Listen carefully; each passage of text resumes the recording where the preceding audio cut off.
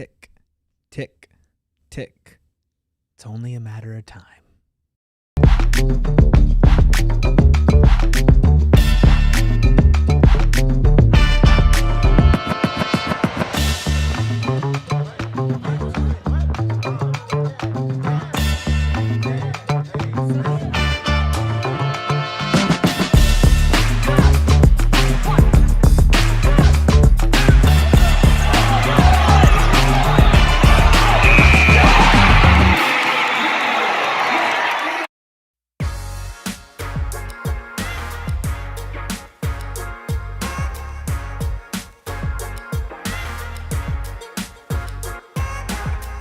Happy Hump Day and welcome into another fall camp edition of the PHNX Sun Devils Show. I'm Anthony Totri, joined as always by Chicken Little himself, known by the United States government, or at least we think so, by Erik Ruby. Of course, we have the freckled mamba behind the Mac, making all of the magic happen. We got Maze, Holly, Emily, Parker, and Sharon here in the chat. Make sure you hit that like button, you hit the subscribe button, and you drop a 5-star review wherever you get your podcasts. I don't know if it's in here quite yet, but Supporters Club members, they're going to have access to a yeah, it's there. It's there? Yeah, it's there. There's a brand new, what is it? Distraught Erik Ruby? That's my profile picture on Twitter. Well, go look. If you guys have the badge next to your name and you're part of the Supporters Club, go ahead and throw in the new Erik Ruby Supporters I'm not really Club conveying emoji. any emotions in It's this. just, from what we got back in terms of feedback in relation to that emoji, that was the perfect face for Arizona sports fans. At least I didn't It get the encapsulates Johnny everything. Jockstrap one. No Johnny Jockstrap That's for you. good. No jockstrap for your You boy. just look like you watched your team kick a game-winning field goal. You know and what? It hooked wide right. And you know what? That's fair. Yeah, That's fair. It is fair. It is fair. Look, a lot to get into Ruby emoji. today, talking ASU football's 13th fall camp practice. Class starts tomorrow for the Sun Devils, meaning fall camp is officially coming to an end, and we've got some important position battle updates to discuss today. Saw some new faces running with the ones on the offensive side of the ball. Some key Sun Devils return to the lineup on offense. And, of course, we're going to round things out with a very, very important snake draft. The most important snake draft. The snake draft that has now been years in the making. We're drafting Erik Ruby nicknames at the very end of today's show to mark the end of fall camp. It's our final snake draft. And I've lost our competition. And you have, which means you I will have be slamming a Four Loko, an unnamed beverage. For the first time ever, by the way. You've never had one? No, I've never had one before. Wow. Which is surprising. It is surprising. I give off Four Loko energy. Yeah, you do. I don't know if that's a good thing. No, it's not. Yeah. But I accept it. Yeah. I embrace it. As you should. I will not be at the game. I will be working from the office for games this year, so I will be probably partaking with that during the game. And if you are part of our diehard Discord, I will be documenting it for you. Maybe we'll do I think you need to be drinking it in a brown paper bag. In a brown paper bag? Okay. So here's what we're gonna do. Left hand Ruby is undefeated. We're not making that an emoji. First of all, Ryan Dunn doesn't have a restraining order. He was in here. Also, you're right, Sharon. Erik owes me a lunch. He owes me a lunch. We had one. It's fine. I already know what the lunch is going to be, and we're going to be. We'll just right down the street. Yeah. It's an office. Maybe we'll do that this week because they're doing $10 off of $30 spent. Yeah, so I can save a little money. Yeah, that's fine. Treat you to a lunch. Don't bankrupt myself. Sounds good. I think I'm free tomorrow. Yeah, we can do tomorrow. Actually, let's do Friday because I have meal prep to tomorrow. So let's do Friday. I don't have a meal prep for Friday. Yeah. Anyway. Enough about Erik's. No, back to me. What I'll do is for our diehards, I'll send updates with the Four Loko and whatnot throughout the game and how I feel. Maybe for each quarter. Maybe I'll go live at halftime or something in the Discord.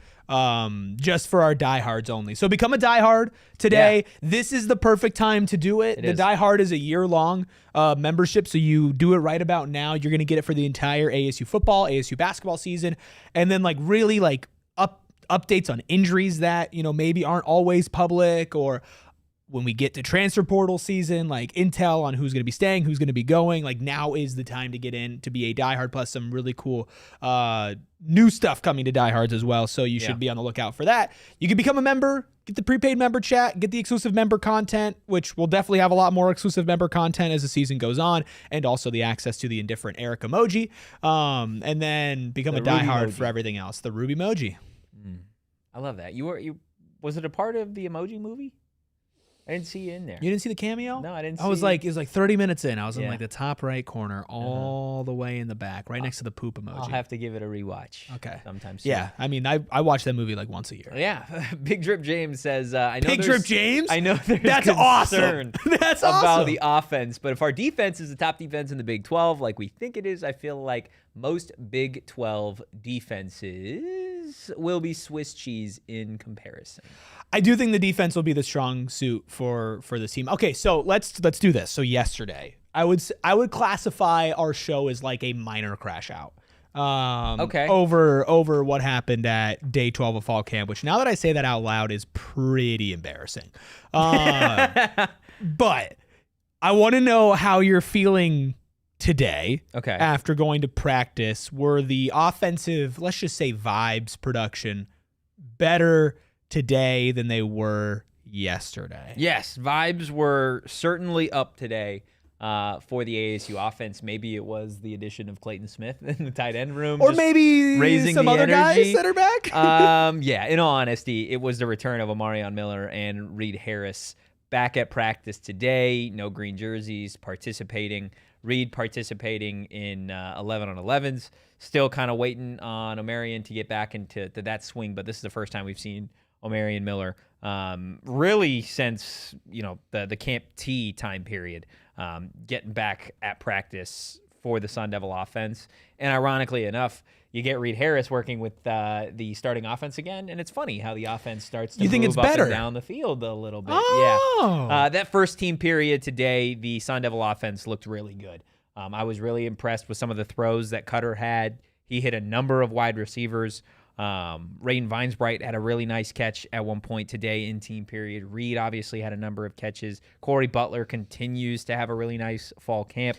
Jalen Moss, Sharon Hamilton, like it was an everybody eats kind of festivity today for the Sun Devil offense. Now, what I will say, it was a lighter period today. It was a much shorter practice. They wrapped up about 35 minutes before they normally do. They were in the bubble for the entirety of practice today. Must have been nice for you. Not full pads. Oh, yeah, I was feeling a lot nicer inside, today. 35 minutes shorter. Well, I didn't have to put sunscreen on my entire body before going out there today, so that was perfect. It was great. I wasn't drenched in sunscreen, the AC, and you could kind of tell the guys, I think, benefited from having a little bit of a lighter day today.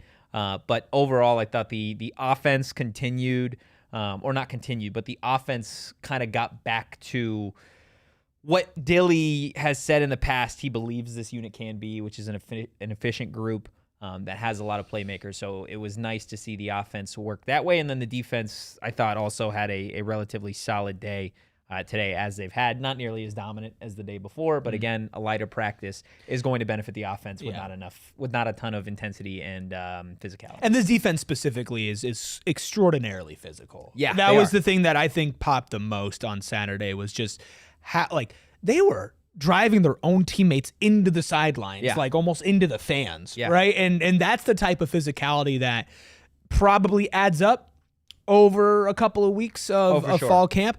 So I feel good about that. And kind of looking back at the offense, I liked somebody in our Discord, I want to actually give them credit, was talking about the whole like Keene versus Cutter thing and put it into perspective of maybe why it shouldn't be as big of a deal that it's taking this long for Cutter to separate himself. Gosh. What? Will says, am I just realizing that Hatless Ruby looks like the older guy from Stranger Things? Is it just me? What's his name? It's Kit Harington, isn't it? Steve Harrington. Steve Harrington. Yes. Oh, you look like Steve Harrington. I think it's the hair now. Probably. Yeah, well, it might be. Yeah, I'll take it. That's a compliment for the hair. hair. Yeah, it's definitely a compliment. I'll take it. Thank you, Will. Diablos in our Sun Devil Discord said, something else I heard that might help the perception of the QBs and why Cutter and Mikey have been pretty comparable. Mikey was supposed to start at Michigan last year, but then got hurt before the season started, which is why Underwood was thrown in immediately.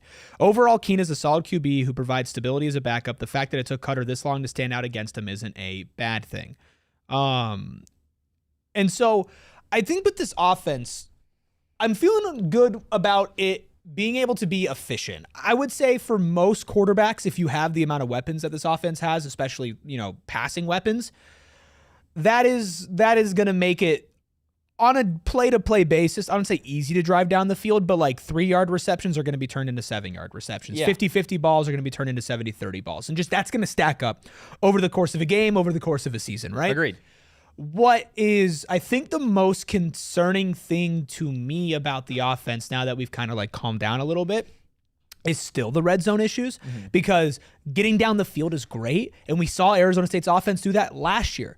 But getting down the field is one thing. Getting in the end zone is another. It is. And obviously you have these great targets in Reed and Omarion, and you think you have a couple quarterbacks that can deliver kind of short to mid-range passes. I think what I'm looking for is what made Arizona State's red zone offense so effective in 2024. Yeah. You had a running back. Now you had like the running back, but can Arizona State get a goal line threat running back? Somebody who can just power through 1, 2, 3 yard gains when you're, first and goal, second and goal, third and goal, and just incrementally move forward and just punch it in. That to me is like, all right, if that part can get taken care of, I feel comfortable about the other side of red zone offense. Yeah, I think this is the two things I'll say about the Sun Devil red zone. It's clear that Kenny and Marcus know that the concerns last year and the concerns at Camp T as it relates to punching it into the end zone is something that needs to be fixed. Yeah. It needs to be remedied, and it needs to be remedied in the next 17 days before Arizona State kicks off the 2026 season against Morgan State. There are certain things, again, that we can and cannot pronounce, or not. Pronounce? That is true. I read Glenn's comment. That is true. And pronounce came out, okay. That we can't report on, right? Injuries obviously being one of them. There's another one when it comes to a little bit of trickery that we're not necessarily allowed to report on, right? From what I've seen specifically over the last 2 days of fall camp practice, the Sun Devils are going to get a little cute. They're gonna get cute when it gets to the red zone. Do you like that? If it works, my thing is that's all that matters. I like being cute in that sense. If it's like a counter, like keep you off guard. Oh no, it's far cuter than that. Okay, but if you have to rely on being cute in the red zone, I don't think I love that. I don't think so. This is again my guess from what I saw is a lot of these plays that we've seen at this point in time, and I guess there's not a lot of them, but the couple that we've seen, they're one and done plays. Right, they're plays that you run them one time in a game and it works, and that's it. So you won't see them week one. No, for me, these feel like it's 4th down, and you're going for it on the 2 or the 1 yard line, and you're running a play that you know is going to get you in the end zone. Okay, right. I think the other red zone issues, right, where it's 1st, 2nd, 3rd down, right, you want to obviously score before you get to a 4th down, and you have to dial up, the cutest play that you have on your play sheet, like. For me, this is why the tight end issues as of yesterday are so concerning to me. Yeah. Because when you got to the red zone in 2024 and 2025, it did feel like, okay, if it's not JT and it's not Cam Scadaboo, then you kind of have an understanding. Shimon Mateer is probably down here somewhere. Yeah, right? he was again, security blanket. Said it over and over again, is that security blanket thing, right? Because you don't need somebody to have a lot of touchdowns because you don't need them to score every single time, but you do need that counter. Last year, Shimon had 4 touchdowns, which was 2nd on the team to Jordan Tyson, who had 8. As far as receiving goes. Nobody else had 3. Yeah. So Shimon doubled up the 3rd most receiving touchdowns on the team, which, can you tell me the 2 players who had 2 receiving touchdowns for Arizona State last year? The 2 players that had receiving touchdowns. 2 that had 2 receiving touchdowns. Oh, that had 2 receiving touchdowns. There was 1, 2, 3, 4, 5. There were 6, 7, 8 total players with receiving touchdowns. You're looking for the two that had There was Jordan Tyson with 8 that led. Okay. Then there was Shaman with 4 that was second. Then tied for third, there are 2 players with 2 receiving touchdowns. One, I would say, is pretty obvious. Malik McClain. No. Malik Brown. Yes. Okay. That was not the one I was thinking. That was wasn't obvious, the though. obvious one. But he did have 2. Okay. I'm trying to think. I know Jalen Moss scored once in the Sun Bowl. Did he score a second time at any point in the season? This guy was basically wide receiver 2. Oh, Derek Eusebio. Derek Eusebio had 2. Malik McClain had 1. And then Jalen Moss had 1. And then Cameron Harpool had 1. And then I miss Cameron Harpool. Tyson Brown Kamari Anderson had 1. And that's it. 20 total touchdowns receiving last year, and 5 of those came from your tight ends. 8 of them came from Jordan Tyson. Yeah, which you'd expect. You'd expect from but that wide what I'm receiver saying is the tight ends were the second most productive receiving threats in the end zone, and Harpool was on that trick play. Yeah. Or was that the extra point? No, that was the extra point. But he did catch a touchdown as well. So, yeah, that's why I was so high on A.J. Ia for a little bit, right? And it was like, well, you think about the idea of A.J. Ia, and that's somebody who in the red zone just say, yeah, throw it up. Yeah. Right? Is that going to happen? It feels less and less likely. Well, I heard something from Jason Mons today, and it was a good. Was it? No, it was a good comment to put things in perspective, right? Of like Kamari Anderson is like the vet in the room, who's obviously going to be out, for at least a game, weeks. if not exactly. Yeah. Your other options at tight end are all relatively young, right? Like Landon Myrie, Hayden Vercher, this is their first year in college football. A.J. Ia, as much as we want him to be, the second coming of like a Jalen Conyers, like realistically, this is his second year of college football, and last year he didn't play a ton, right? So you look at Anthony Miller coming from a smaller school. You look at Christian Ingman coming from a smaller school. Like, it kind of makes sense as to why there have been maybe some of the hiccups in that tight end room, more so now than we've seen over the last several years because there were so many vets in the tight end room leading up to this season. But I do think that if the tight ends can eventually figure it out, you realistically only need one because your weapons at wide receiver, the weapon you have at quarterback, just from a size and athleticism perspective, like that, those players are going to remedy your red zone issues or at least give you the best chance to do so. I think the most important thing for the tight ends in the red zone is honestly just going to be the blocking part of things. Because you kind of have Reed as your like pseudo big target for, not even pseudo, he's just a big target in the red zone.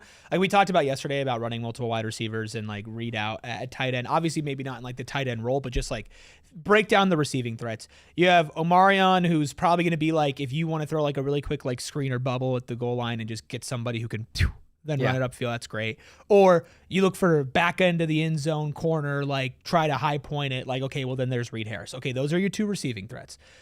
You need Kyson Brown, Jason Brown Jr. You need one of these guys to just be your established goal line threat. You have to have somebody that say, I can get you the ball, and you're going to get me 2 yards. Because that might be all that we need. Yeah. And I also think that Cutter being taller and still being mobile is also a goal line threat. It's not the same as Levitt, but it is something that I think can be utilized. Yeah. Also like the QB sneaks and whatnot for somebody that's that tall to be able to kind of extend over. And I think that's going to be something where a lot of this comes down to, are you going to be able to block well too? So the red zone issues are just something where, again, I don't think I'm going to be calmed from it until I see it against a better team than Morgan State. Texas A&M is going to be a really big jump up. That might be like the biggest jump from week 1 to week 2, like talent level that you're facing in like all of college football, like difficulty level of Morgan State at home to Texas A&M on the road.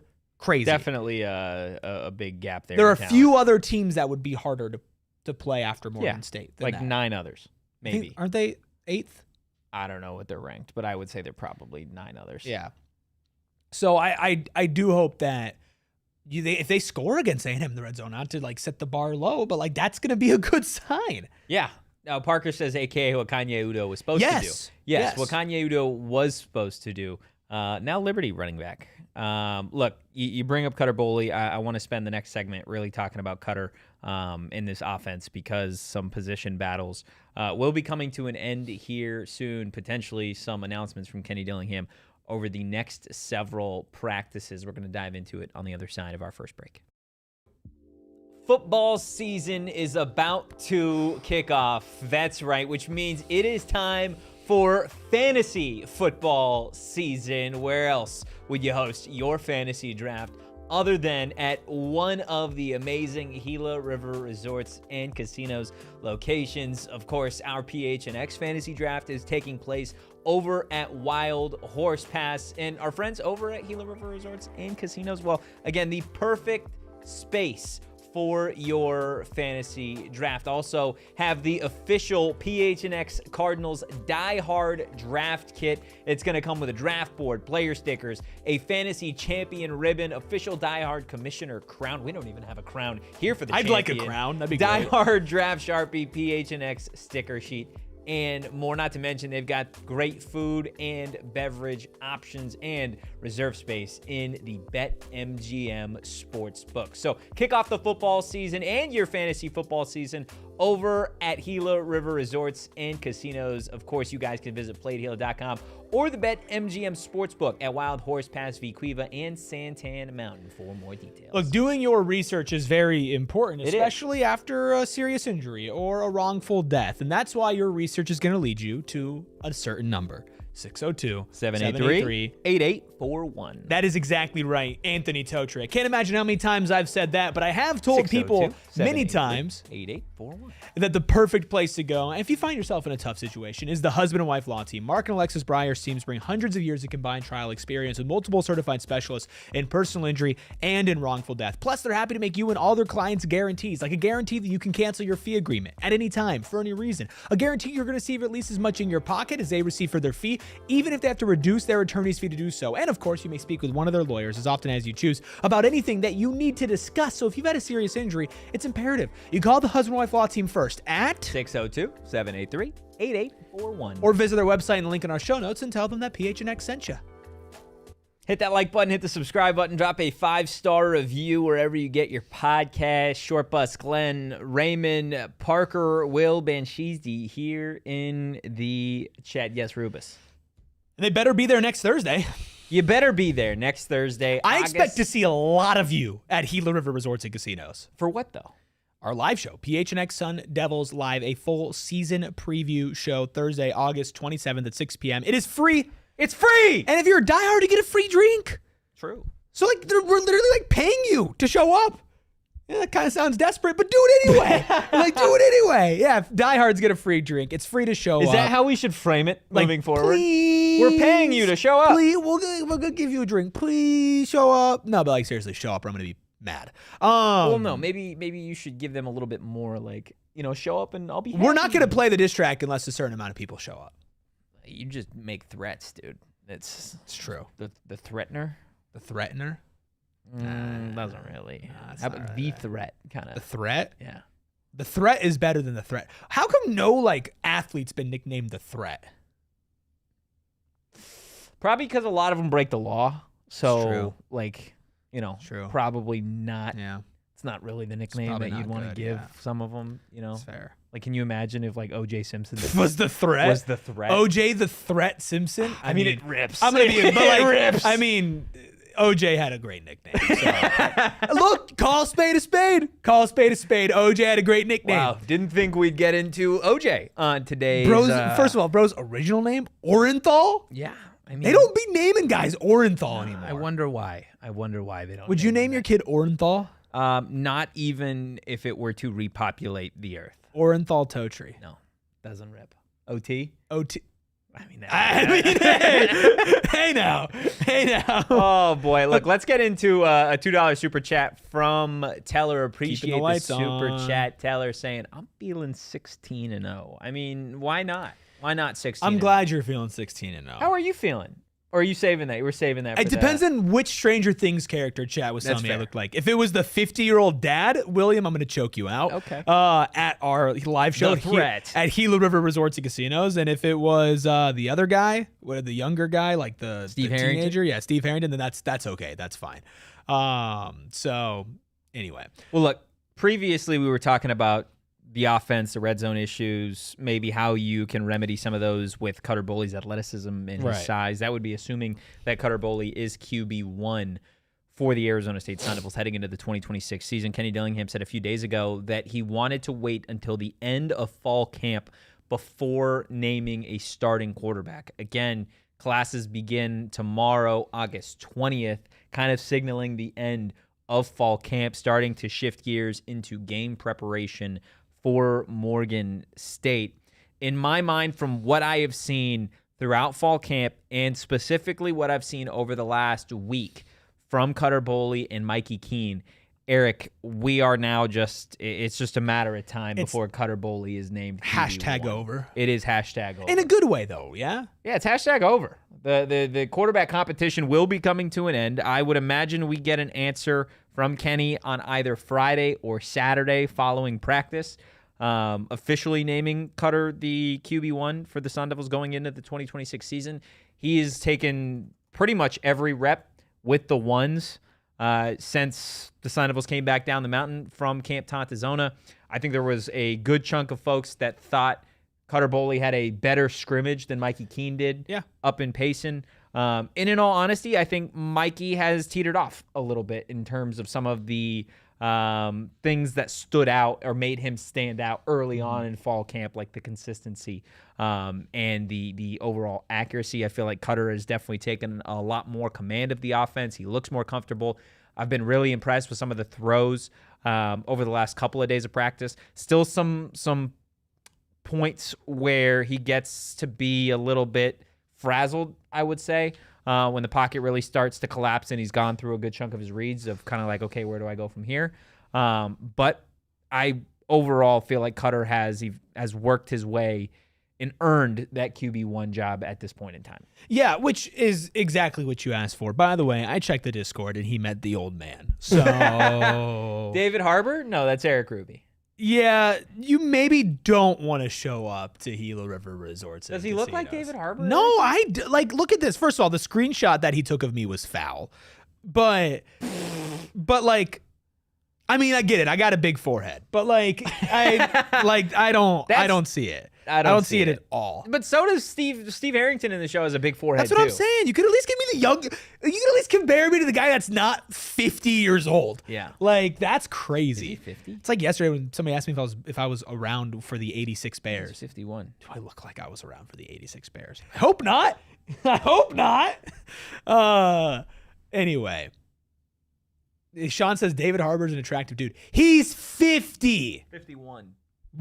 51. Grow a mustache. I have a mustache. It's just not that long. I don't think you should grow like a. I can't. Like, it's too like extreme. You wouldn't be allowed places if you. That's a messed up thing to say. If you just had the mustache right now, then no. That's a messed up thing to say for sure. That's sure. Anyways, before I lose what little remaining self-esteem I have left, what are we talking about? Quarterbacks. Raymond says, "What's Cutter's best attribute?" Cutter's best attribute. 6'5". I don't want to. I mean, that feels lazy. I would say his best attribute is his arm. Overall, he's got a much bigger arm than Mikey Keene, Fetty, or Cam Dyer have on this Arizona State roster. So you can stretch the field and open things up a lot more with Cutter Boley as your quarterback than you can the other guys, especially when you have the playmakers that Arizona State does on the perimeter. Marion Miller, Reed Harris, Raiden Vinesbright, Jalen Moss, Jaron Hamilton, Derek Eusebio. Like, things, the level of explosives that you can have is raised with a quarterback like Cutter Boley because of the way that he can stretch the field. Now, has to hone it in the same vein where we were talking about Sam Leavitt had to kind of do that early on in the season, and there were some growing pains, specifically in some early non-con games. But once you get that dialed in, then, I mean, the world's your oyster because of what that does for a play caller and the rest of your offense. So I would say that is probably Cutter's best attribute, is just overall his arm. Yeah, he's got a really strong arm. He does. And I think his reign on it is still pretty good. Yeah. The deep ball is always going to be tough. Like, if you have a quarterback that's just like perfect on throwing deep balls all the time, congratulations, you have the number 1 pick in the NFL draft. Right? Like, it's a high bar to clear. Yeah. Right? And you didn't go out there and get a top 5, top 3, top 1 quarterback in the portal. And even then, the top guy in the portal wasn't able to rein in his deep ball arm all the time. So it's a hard thing to find. Yeah. Is basically what I'm saying. So I felt really comfortable with Cutter making quick decisions and spreading the ball out as well. Like, not just focusing on one guy. I would say when Mikey was in the game, he had one in the scrimmage. He had one deep pass to Reed, and that was great. Other than that, it felt like it was him and like Aryton alone. Mikey did have a deep ball today to AJ. I think Mikey might have a more accurate deep ball than I think he's just he's an accurate quarterback overall. Yeah. Like, that's kind of his that's his shtick. But I felt like Cutter was getting the ball out just as fast as Mikey, and I think it was impressive with Mikey, because there were some times where I'm like, how did he see that? Because I'm like, there were, linemen around him and he was able to get it out on a dot, which is great. But you would rather have a bigger quarterback that could do the same thing. Yeah. Because Mikey also had some balls batted down at the scrimmage too. So I think Cutter is good at game managing. There are certainly some interception problems that flare up at certain times, not at Camp T, but obviously we've heard in Kentucky before, 15 to 12 touchdown to interception ratio. That's going to be the talk and the discussion around Cutter until it's not. It's not going to, that's not going to cut it this year. No. I think I said that with Ralph. Like 15 and 12 is not going to cut it this year. No, it's not going to be good enough. And it shouldn't. He doesn't have a bozo for an offensive coordinator. He has way more and better weapons around him, specifically receiving weapons. And he should be individually better. Yes. Right? Like, he should have grown as a quarterback. So with all that combined, like, I just think Cutter is a solid, stable option, which has the potential to kind of like rise up. I think he was just competing with another solid, stable option that was probably more solid and stable, considering he's played multiple years, like 5 years of college football at this point, and was at a great program last as well. Like, a program that was on their hands and knees begging for Kenny Dillingham, but a great program nonetheless. But so were so many others. Right. But I mean, I guess that's the sign of a great program, is you think Kenny's so great. Yeah. Cutter has a lot of strengths. Cutter also has some certain weaknesses as well that he needs to get better at, but I don't even know if I'd call them weaknesses as so much as I would just like growing pains. Like, again, he's a younger quarterback. Sure. Right? Like, these are things that he's going to have to go through to eventually get them out of his system. And I think, again, something we've stated a lot is this is the place to do that with Kenny Dillingham, with Marcus Arroyo, with the weapons that you have on the perimeter, with the defense you're going to have on the opposite end of the field. Like, I think this is those are the things that are going to set up Cutter Boley to succeed more so than he did at Kentucky, because at Kentucky he had to go out there and be Superman. And he doesn't necessarily have to do that at Arizona State. I think it might just take a little bit of actual game reps for him to realize that, okay, like, settle in. Yeah, like, I don't have to do everything here. I've got Omarion Miller on one side, Reed Harris on another, Raiden Vines right in the slot. I've got, a rotating stable of running backs, which you will have. Yeah. You will have. Ironic, isn't it? What? How well the quarterback is set up to succeed? Yeah. Yeah. It's ironic. Yeah. Why is it ironic? Was there? You can just read between the lines. Was there something? Something happened, or someone said? My favorite Arizona State insider, Anthony Totri. Wait, that's me. Once said that Sam Levitt's campers didn't feel like they could protect Sam and give him the best weapons around him. Yes. Now, we could talk about the offensive line, because there's some stuff. There's some stuff, and there's some stuff we can't really talk about. There's some stuff we can't really talk about, but we could talk about if we're worried. I'm a whittle worried. I'm a whittle worried. Just a whittle worry. But as far as like being set up with weapons, this team is much better set up with weapons than last year's team. For sure. And last year's team had a 1,000-yard rusher and a top 10 pick. And they won 8 games. Ironic. I'm shrugging if you're listening. Just ironic. You couldn't hear the shrug? You couldn't. I mean, how hard do you have to shrug to? I mean, I don't know. I got everything pops. Give me your clicks. hardest shrug. That's easy. I feel like you could probably hear. You could probably hear that one. Right. Look, we're gonna get back talking Arizona State on the other side of our second break. Summer might be winding down, but home project season, well, it is still going strong. And be sure you start that next home project by giving the Window Depot a call. And now is the perfect time, especially if you're looking to remodel maybe the kitchen, maybe some stuff going on in the bathroom, because Why? 20% off all cabinets. Only going on until September 30th. So if you've been putting off sprucing up your space in 2026, well, you've got a short window from now until the end of September to take advantage of this great Window Depot deal. Not to mention, we tell you all the time that the Window Depot, yes, they've got great windows, but they're so much more than just a window store. So make sure you visit thewindowdepot.com and start planning your next project today. Stop by one of the Window Depot's 8 Arizona locations and see why they are way more than just a window store. Before you renovate, Erik, investigate. Shop the Window Depot first. Bars. Stop in and let the Window Depot help you find the right products for your home and your budget. October 16th through the 18th. Mark down the date because the Chase returns to Phoenix Raceway. You all already know that Phoenix is one of the best sports cities in America, but this fall it's about to raise the bar to a whole other level. The Chase returns to Phoenix Raceway October 16th through the 18th. Watch NASCAR's championship contenders battle at the Freeway Insurance 500 and one of the most critical races on the road to the championship at this iconic track. Nothing matches race weekend. The engines roaring, the smell of rubber, and the crowd erupting as the field charges into turn one. It is the energy you have to experience in person, and well, guess what? You could do that with the best access in motorsports. I'm talking going inside a garage, walking the track, meeting the drivers, catching the pre-race concert, all with the Desert Diamond Casino in-field experience. So go secure your seats October 16th through the 18th at PhoenixRaceway.com. That's PhoenixRaceway.com. Hit that like button. Whoa. Hit the subscribe button. Please. Drop a 5-star review. Wherever you get your podcasts. Yeah. Please, or please else. do that. Taylor says, what are they hinting at? Is someone hurt on the offensive line? Again, There's just been changes. I cannot report on injuries. That's not something I'm allowed to do. Taylor also with a $2 super chat saying, did all the offensive line guys practice today? What I will say is we talked yesterday about Baklenko is now working in at left tackle. Yes. And anytime, you can go back to any of our camp shows with every single time that an offensive line change has been made before the season, which is every time. And I never like it. Coleman was moved around during camp last year, the week of the first game. It was Emmett Boley, right?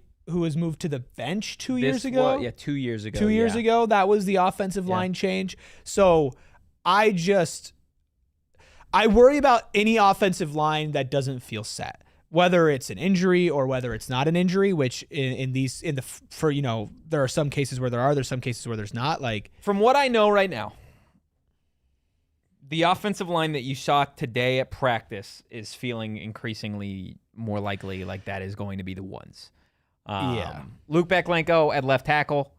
You have Makai Stewart at left guard.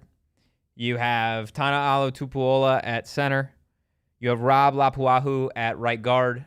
And you have Jalen Clem at right tackle. And those are your ones right now. That is not the same ones that whenever there was one. It was right after I got back from vacation, right at the start of fall camp, or right before it. I think it was right when I came back from vacation. You were like, your offensive line is set. Yes. You're like, the offensive line looks good. These are the starters. Yeah. It is not the same group that you told me. No, it's not. And specifically at left tackle, with Champ, I had kind of long said that I felt like the Wade Helton right guard position was going to be a real competition with Rob. Rob's bigger. I like him as the starting right guard. Wade provides you a little bit more versatility if someone goes down in the interior of the offensive line, or just, we know Arizona State likes to play usually about 8 offensive linemen a game. Mm-hmm. So having Wade as potentially one of your first guys off the bench to rotate in at one of the 2 guard spots wherever you need him, I think is just uber valuable as opposed to just having him as a day one starter. That's my opinion on that. Champ Westbrooks was working with the 2s today at left tackle. I think Champ Westbrooks, under perfect circumstances, is the guy that I would rock with at the left tackle spot. Luke Baklenko is a taller tackle. He's a more experienced tackle in terms of actual game production. With that said, the entirety of fall camp, I have said that Champ Westbrooks is the most athletic offensive lineman that this team has, and I genuinely believe that. So you can kind of make your inference as to potentially why Champ Westbrooks isn't running with the ones. Again, I can't speak on certain things unless Kenny comments. So until that happens, let me check see if he tweeted about it. All I can do is kind of like lead you guys like in a direction. Kenny has not tweeted about it, so just because I like to keep my credential, I like to keep, We would also like you to keep your. I'd like to be able to continue to do that. Jacob says, can Champ play both tackle spots? Yeah, he can. He can play left tackle and right tackle. Again, working with the ones for pretty much the entirety of fall camp up until the last few practices. On the left side. In spring, he worked on the left and right side. In the Sun Bowl, I want to say he played on the right side. So he is a very versatile tackle, can be a swing tackle if you want him to be.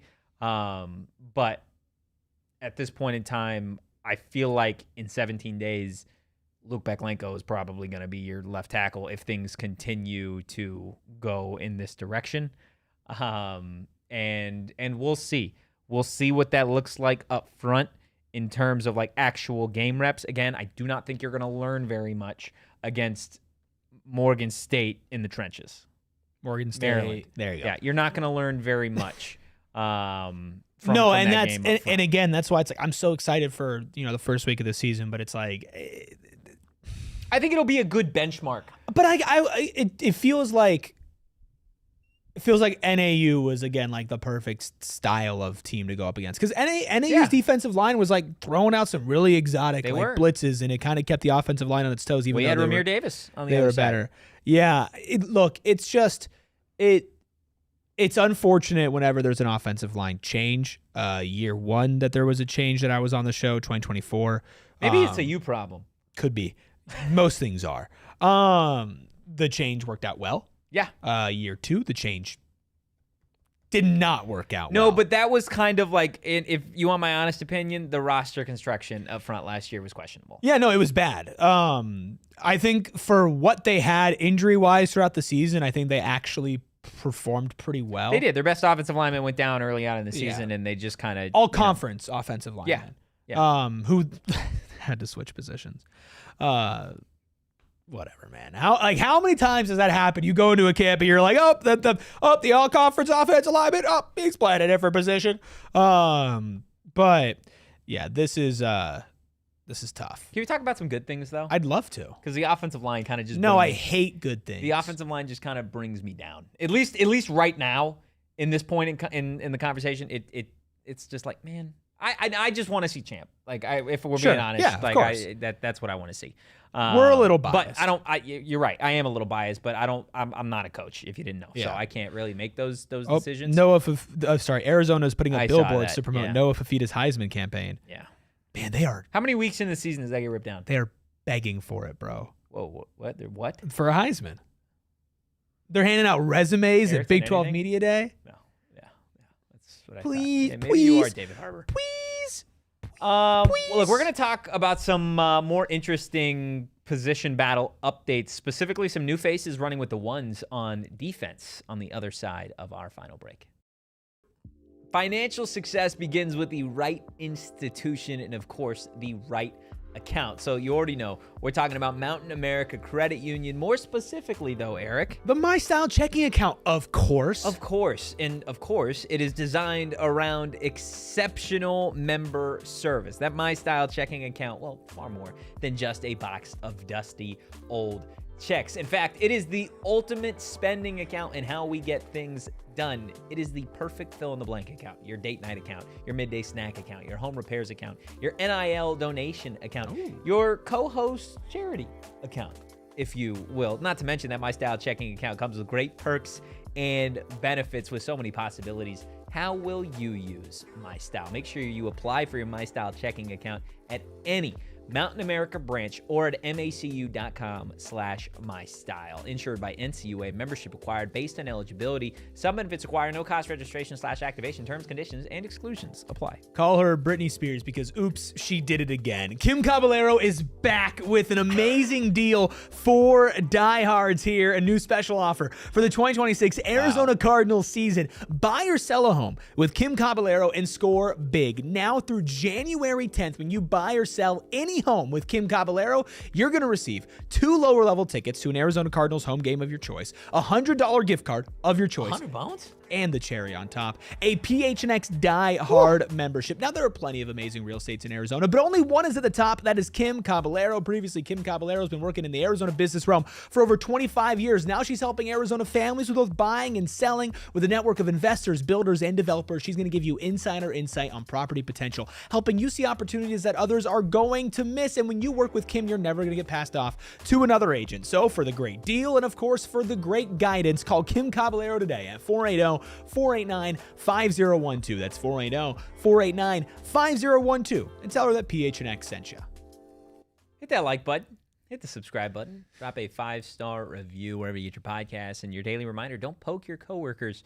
Want to say thank you to everybody watching live, watching after the fact, and, of course, all of you guys listening on audio. Erik, if you'd like to keep that finger, you should move What it. you can do, bite it? You're not that lucky.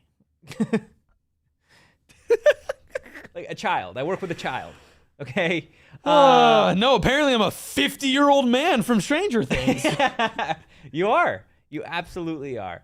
Sharon says Captain Redbeard was our good luck charm, apparently. He really Sorry, was. Freckled Mamba. He was the good luck charm just in my life. Not even just like... Was that the best year of your life? Honestly, it might have been. Wow. It might have been. Can you think of a better year? For you? For any of us.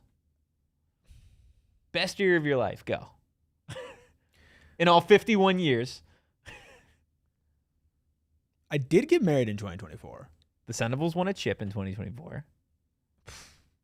Kyle was... Did you not get promoted in 2024 too? Yeah, Kyle was an intern. Kyle was Dude, an intern. 2024 was definitely the best year. Shoot. You know what, man? I got married. I got promoted to full-time on air. I did have to spend a lot of time with you, so You got to. you got to spend a lot of time. Big fat L. Yeah, we shared a bed. We did share a bed in Dallas for the Big 12 chip. Although you were barely there because you were out way later than I was. Yeah, Captain Redbeard and I were celebrating our championship. Captain Redbeard did lose a phone. He did lose, but then he got the phone back. He did get the phone back. Man, what a year! What a December too. Yeah, no, on it. Well, I mean, yeah, it was a hell of a time. Don't look a day over Midwest 40. That's so messed up. Chat's just... That actually might be the meanest thing anybody's ever said to me. Chat's letting you have it today, man. And it's only Wednesday. This is what happens when I don't wear a hat. Well, look, let's talk about some interesting things. Things that you can deem positive and or negative. I guess it depends who you ask. So yesterday we talked about some surprise players for ASU throughout fall camp. We talked about Tristan Bacon. We talked about Josiah McGrew. Mm-hmm. Both Tristan Bacon and Josiah McGrew ran with the ones today on the defensive side of the ball. We also saw a very interesting adaptation of Arizona State's defense. For the first time that I can remember this fall camp, the ones on defense did not feature Montana Warren at a certain point at nickel. Your secondary was Rodney Bimage, Ashton Stamps, Boogie Wilson at the nickel, with Josiah McGrew and Lyric Rawls at safety. It's something that we had kind of discussed over the last couple of days with Josiah McGrew's improved play of, okay, you have so many guys in the safety room. I think I said point blank period yesterday, I don't know how you're going to keep Josiah McGrew out of the starting lineup. And now you've gotten to a point now where it looks like they're trying to ramp up competition to try and get Josiah McGrew on the field because of how well he's playing.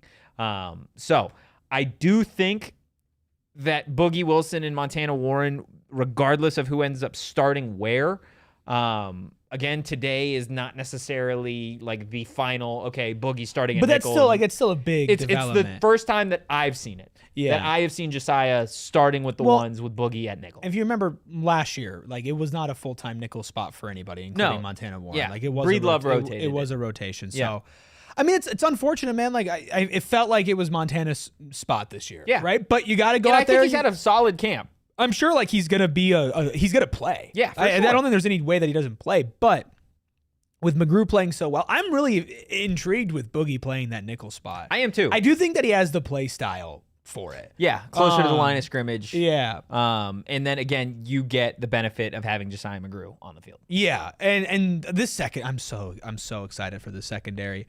Can I say one thing? And Sharon just pointed this out because everybody telling me that I look like I'm 40.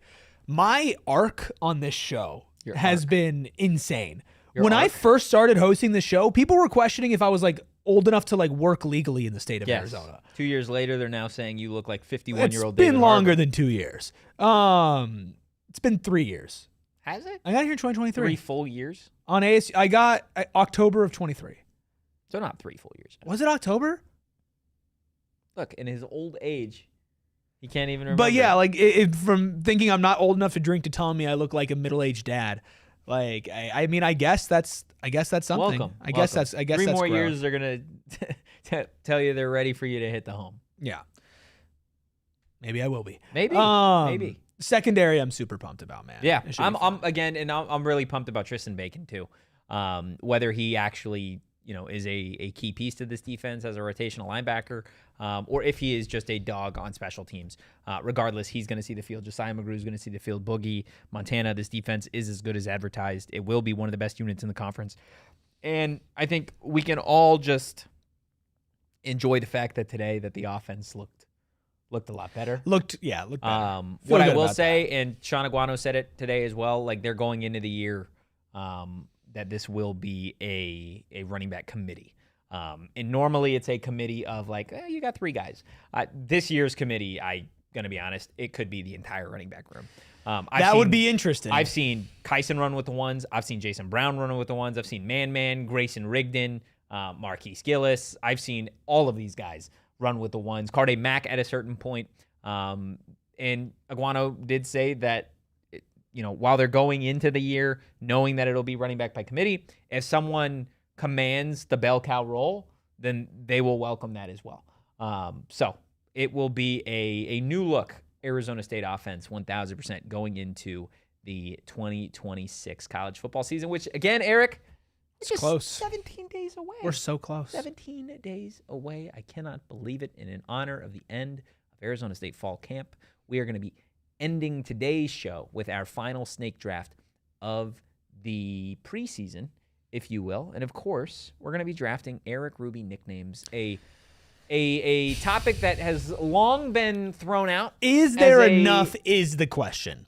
Well, we're looking 15 nicknames is the question. There definitely is. And look, this is what I'll say. Normally we hide chat. I feel like we can't this time. I feel like we keep chat up here. Yeah. Just to, if they throw out any others. I have also made it clear that if, you can't do this, but if Aryton wants to dub something new, he can. I think that's fair. Okay. I'm not going to let you give yourself nicknames because you've been on the show for nearly 3 years and we've gone back and forth with enough of them to really. I've never really given myself a nickname on this show. No, you haven't. Have I? I'm not saying you have. Stupidest guy alive was kind of mine. Yes. Yeah. Yeah. Other than that. Do we want to clarify? Are we doing stupidest or dumbest? I think both are up. Stupidest guy and dumbest man? Yeah, I think so. Okay. Yeah, I think so. Good to know. Well, yeah, we're going to be drafting Erik Ruby nicknames to close out today's show. If you don't want to stay tuned, well, make sure you hit that like button on your way out. If you don't want to stay tuned, what's wrong with you? I'll be going 30. Aryton will be second. And Erik Ruby, in honor of this being your name draft, you are on the clock. I think there's a lot of funny options, right? But the one that's used the most is Rubus. Yeah, it is used the most. And so I think I've got to go with the quantity aspect of this. There's not many nicknames that are just kind of normal. That one is kind of normal. It's as close to normal as you can get. I can get pretty crazy going forward. So I'm going to go with Rubus. Pale Child's crazy. We're allowed to dip into nicknames from other shows. Sure, right? That's fine. Okay. Yeah, cool. I don't know what they call you on other shows. Well, there's some good ones. Yeah. So, yeah. Like unedited Google Doc. It's just a crazy Let's not get rid of all of them right now. Aryton's on the clock. Aryton is on the clock. I am going with Left Hand Ruby. Sucks, man. Is that also a Sun So, one? yeah. What is you weren't even around for that, dude? I don't even know what that is. Today's the first time I've ever heard it. Wow, Pass the Doobie Ruby is a good one. It's good. There was a time in my life. Left-hand Ruby was basically. No, I don't want to say it. What? Come on. Basically, I was like going for a high five for Steven or something, and then Steven said, "Save that for Ryan Dunn." And it was with my left hand because I was a big Ryan Dunn supporter, and I said, "You were or you are?" Both. Okay. And then he said, and then I was like, "I'm not gonna wash that hand." And then it was like, and I don't really know how it turned into like being weird. But it ended up being weird.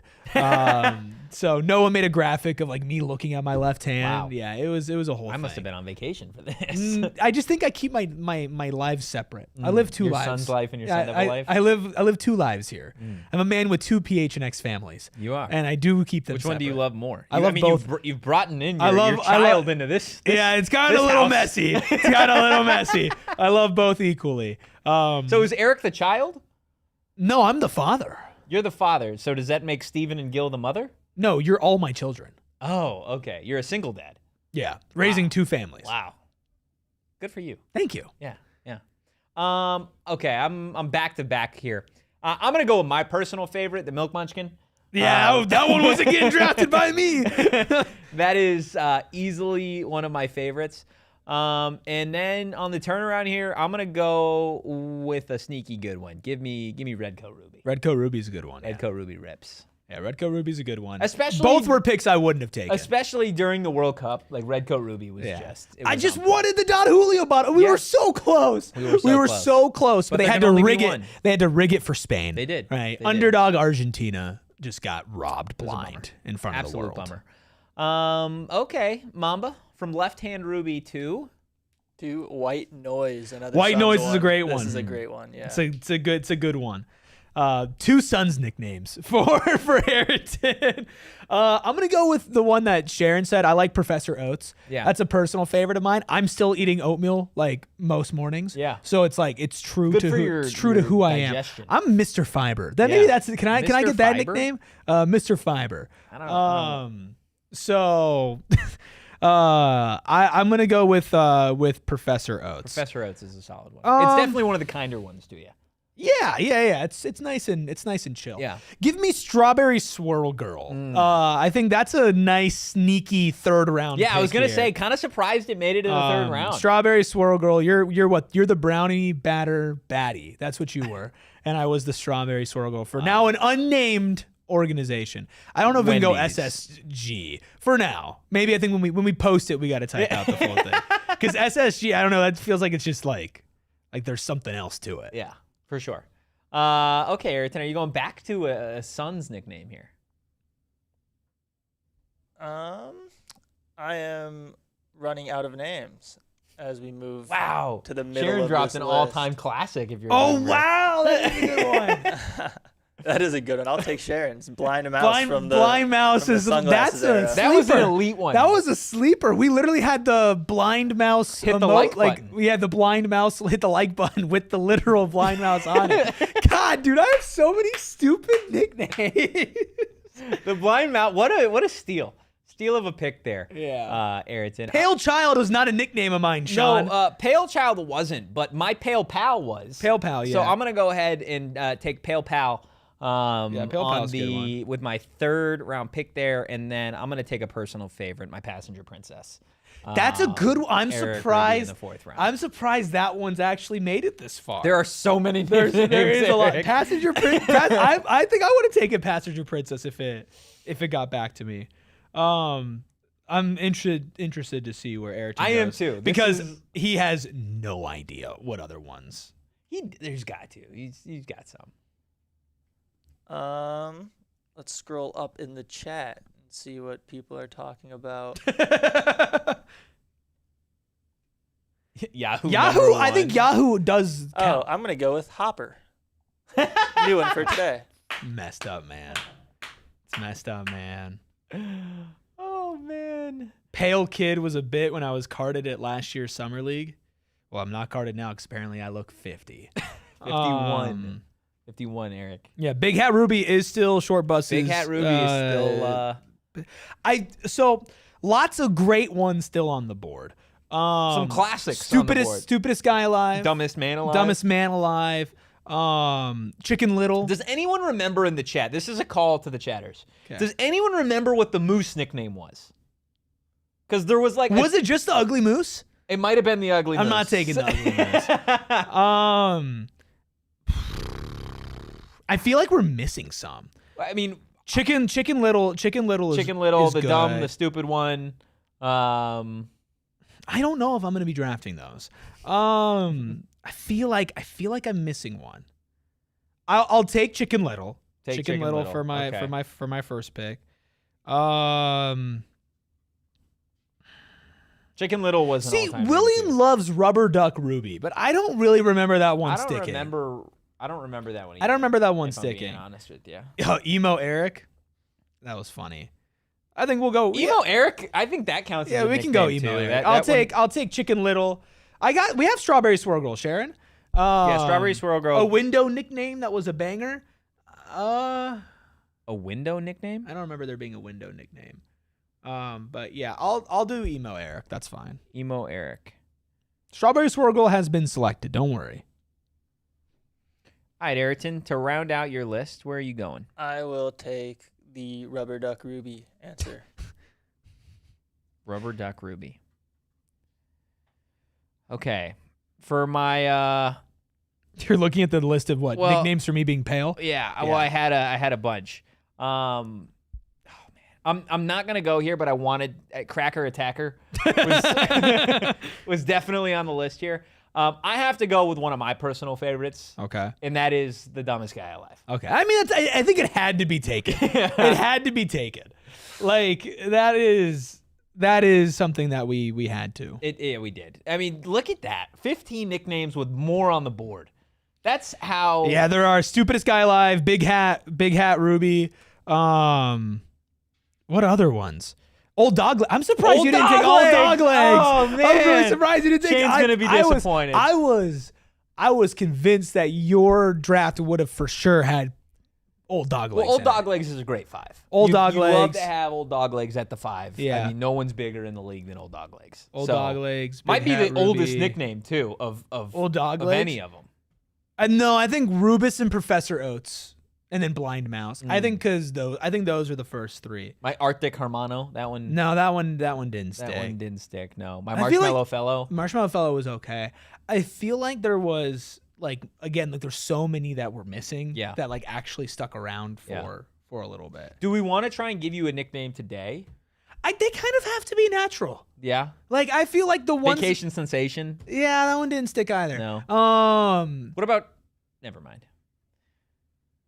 So, I really want to know what you were gonna say. I really want to know what you were gonna say. We will post that on Instagram. I drafted Milk Munchkin, Red Coat Ruby, Pale Pal, my Passenger Princess, and the dumbest guy alive. Passenger Princess at 4 is probably the best value. There's pick a lot in of value in the there. draft. Aryton had Left Hand Ruby, White Noise, Blind Mouse, Hopper, and Rubber Duck Ruby. And Rubus himself had Rubus, Professor Oats, Strawberry Swirl Girl, Chicken Little, and Emo. I think Erik. I won this one. Other sons' nicknames: Frosted Flex, because everybody said I was the White Flex.